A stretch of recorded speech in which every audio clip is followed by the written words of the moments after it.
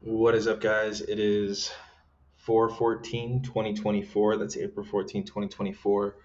I am coming at you guys with a weekly preview. I try to write these out, and I'm eventually getting a blog started, and I'm going to have that written out. But for now, I'm trying to build something through code, and it's been crazy the last couple of days. So I just kind of wanted to give you this weekly preview. This is the easiest way for me to do it right now. Next week may be the same. Hopefully not. Hopefully I can write these out. So let's start with Friday. I went over this beautiful trend day, and actually I drew some squiggly lines, and I left them on my chart, and it seems like price completely followed those lines, which is freaking crazy. I'm gonna go to the daily really quick, so we can get a bird's eye view of what's happening on the daily. So, what is happening on the daily? Currently, it looks like we had this possibly climactic, this sort of climactic. Uh, it depends on how you're looking at it. But a lot of this whole leg, I mean, really, let's see what it looks like on the weekly. Yeah, see, this whole leg, like I said, is all climactic. So, um, it wasn't just that portion. It was literally this whole leg. Let me draw that really quick. I'm gonna delete it immediately. All climactic activity. So from a weekly perspective, we had a reversal in. Delete some of this. These are just lines that I had for references. There's just a lot of clutter here. Sorry. There's a failure test here on the weekly, and if you caught that on the daily, that was a pretty big move. So if I draw a little something like that on here. I'm going to go into the daily. And yeah, so that was this whole move here. Um, so what are we looking at, right? From a daily perspective, I think that this is the first leg down. Let me clear more of this out. There's so much, and it's from drawing intraday. Unfortunately, this is what we get. So one leg, possible pullback in here, but at least the very least a pullback here, and then second leg. So what does that mean? There's actually a couple things here. There's one leg possibly that, then down again, two legs, three, and then you have some sort of wedge here, and we could return this way. What I think is more likely, well, actually, that's actually a good possibility because there's an inside bar here. Well, this is today. Is it today? Yeah, this is today's bar. Um, we have there's less momentum on this push down, so this is probably likely. We probably have this wedge, and we have an inside bar here. So this might form as an inside bar, some consolidation to cool down the market, and then if we get a push above that bar, I mean I don't know what this bar. I'm predicting if this bar stays the same. If we get a push above it the previous day, so you say Tuesday, we'll definitely get some upward momentum. I, however, have a feeling that, and I called this out a couple weeks ago, a lot of these charts look the same, right? So, like Disney, all these charts look the same. I have a feeling that even if we push up this week, we're going to go further down in the coming weeks here. But I have a pretty good feeling that we're going to push down a little bit further. This momentum here is slower than this. So there's momentum divergence, which makes me feel a little less confident in that. But looking at all the charts, like I said, they all look the same. So it's from a charting perspective. Let's take a look at the futures reports. So I wanted to put on a trade last week, and I ended up missing it. But there is a instance where when these open interests are out of balance. So these positions on these non-reportable positions are retail traders like you and I who just don't have enough money to really pump the market or make an impact on the market. And when they are out of balance with these non-commercial guys, these are these are big pocket investors that aren't necessarily like your Black Rocks or something like that. That's where commercial falls into. Um, so when we're out of balance, and we're still out of balance this week, so I think judging by the futures reports, we still have that skew to the downside. So I think this further fits the narrative of another downward week. And you could see the open interest on the short side is out of balance here with the non-reportable positions, and the longs are also out of proportion based on that balance.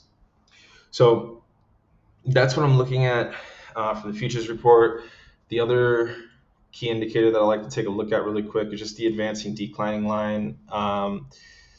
And I kind of just like to draw like a trend line in my mind. So let's see if I can. So here's the S&P. This is what we've been looking at, right? So I don't know, draw a trend line, something that's really shitty, but something like that. So we broke through this advancing decline here, which means, erase this first one. Okay, which means you see how we broke through that trend line. It was probably that second trend line. This is not a good tool for this. And it was almost a retest. I mean, I don't know, again, how you're looking at that. I don't know where your line is, but we broke through. So we need to either regain support and come back up, or we're going to continue downward and start a downward trend. So if you look, we already have this kind of rounding off motion here. And then when you look at it, we have a lower low, a lower high, and a lower low. So we are technically turning to a downtrend, if not in a downtrend already on the S&P 500. When you take that same concept and look at the Dow has already turned down, and we quite possibly have a couple of, so I don't know, like we kind of flattened out here, consolidated, maybe made a run up at this point. But overall, my point is we have a lower low, a lower high, a lower low, and then we're consolidating. This could be a lower high, technically, and then another lower low, or that could be part of one leg. If you're looking at it, I obviously overdrew that a little bit to exaggerate it, but you can see that forming here. And then also look at this huge rounding effect. I mean, this was just basically going down. Like there is no upward momentum anymore in the market from that perspective. And you can see the move on, obviously, on the charts. Almost doing the same exact thing.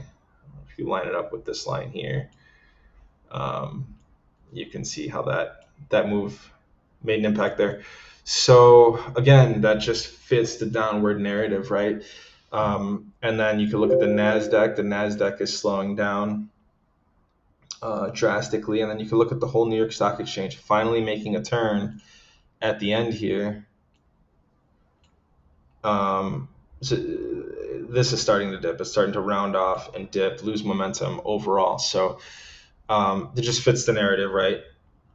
Okay, last thing I take a look at is the survey. So this basically surveys some of the largest big money investors in the market and their sentiment and where they're at, right? So we can look at last week. You can see let's go back to 3 weeks ago, right? Look how bullish everybody was 3 weeks ago. And that was, again, just 3 weeks ago. So 50% people thought we were going up in the next 6 months, right? Then the neutral levels were 27%, and then bearish was 22.